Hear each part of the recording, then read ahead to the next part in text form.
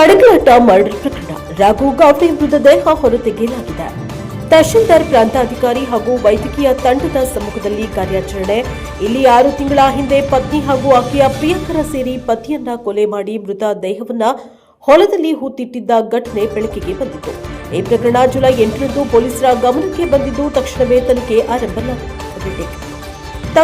ತನಿಖೆಯನ್ನ ಆರಂಭಿಸಲಾಗಿತ್ತು. ಜಿಲ್ಲಾ ಪೊಲೀಸ್ ವರಿಷ್ಠಾಧಿಕಾರಿ ಕೆ ರಾಮರಾಜನ್, ಚಿಕ್ಕೋಡಿ ಉಪವಿಭಾಗದ ಪೊಲೀಸ್ ಉಪಾಧೀಕ್ಷಕ ಗೋಪಾಲಕೃಷ್ಣ ಗೌಡರ್, ನಿಪ್ಪಾಣಿ ಮಂಡಲ ಪೊಲೀಸ್ ಉಪನಿರೀಕ್ಷಕ ಬಿಎಸ್ ತಳವಾರ್ ಅವರ ಮಾರ್ಗದರ್ಶನದಲ್ಲಿ ಕಡಗಲಾಟ ಠಾಣೆಯ ಪೊಲೀಸ್ ಉಪನಿರೀಕ್ಷಕಿ ಕೃಷ್ಣವೇಣಿ ಗರ್ಲಹೊಸೂರ್ ಅವರ ತನಿಖೆ ನಡೆಸಿ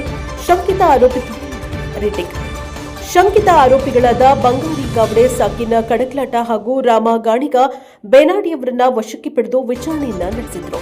ತನಿಖೆ ಮುಂದುವರೆದಂತೆ ರಾಘು ಗಾವಡೆ ಅವರನ್ನ ಕೊಲೆ ಮಾಡಿ ಹೊಲದಲ್ಲಿ ಹೂತಿಟ್ಟಿರುವುದು ಬೆಳಕಿಗೆ ಬಂದಿದ್ದು, ಅಂತಿಮವಾಗಿ ಅಧಿಕಾರಿಗಳ ಸಮ್ಮುಖದಲ್ಲಿ ಮೃತ ದೇಹವನ್ನು ಹೊರತೆಗೆಯಲಾಯಿತು.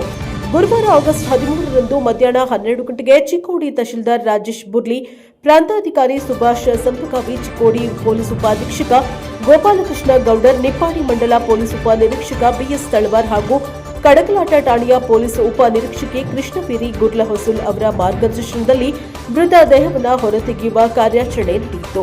ವೈದ್ಯಕೀಯ ತಂಡದ ಸಮ್ಮುಖದಲ್ಲಿ ಮೃತ ದೇಹವನ್ನು ಹೊರತೆಗೆದು ಮುಂದಿನ ಕಾನೂನು ಪ್ರಕ್ರಿಯೆ ಕೈಗೊಳ್ಳಲಾಗಿದೆ.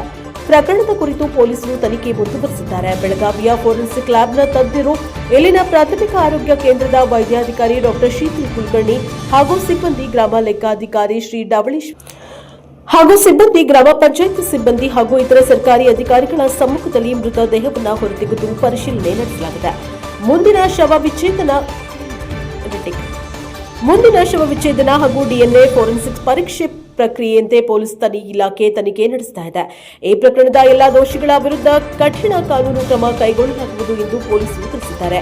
ಪೊಲೀಸ್ ವಿಭಾಗವು ಪ್ರಕರಣದ ಕುರಿತು ತನಿಖೆ ನಡೆಸುತ್ತಾ ಇದ್ದು, ಅಶೋಕನಗರ ಡಿಪಿ ಶಾಲೆಯಿಂದ ಘಟನಾ ಸ್ಥಳದವರೆಗೆ ಹಾಗೂ ಮಮದಾಪುರ ದಲಿತ ವಸತಿಯಿಂದ ಘಟನಾ ಸ್ಥಳದವರೆಗೆ ಹೆಚ್ಚಿನ ಸಂಖ್ಯೆಯಲ್ಲಿ ಪೊಲೀಸ್ ಸಿಬ್ಬಂದಿಯನ್ನ ನಿಯೋಜನೆ ಮಾಡಲಾಗಿತ್ತು. ಘಟನಾ ಸ್ಥಳದಲ್ಲಿ ಯಾವುದೇ ಅಹಿತಕರ ಘಟನೆ ನಡೆಯದಂತೆ ಪೊಲೀಸರು ಬಿಗಿ ಬಂದೋಬಸ್ತ್ ಕೈಗೊಂಡಿದ್ದರು. ಮೃತದೇಹವನ್ನು ಹೊರತೆಗೆದ ನಂತರ ಮುಂದಿನ ಕಾನೂನು ಪ್ರಕ್ರಿಯೆ ಹಾಗೂ ಫೋರೆನ್ಸಿಕ್ ಪರೀಕ್ಷೆಗೆ ಕ್ರಮ ಕೈಗೊಳ್ಳಲಾಗಿದೆ.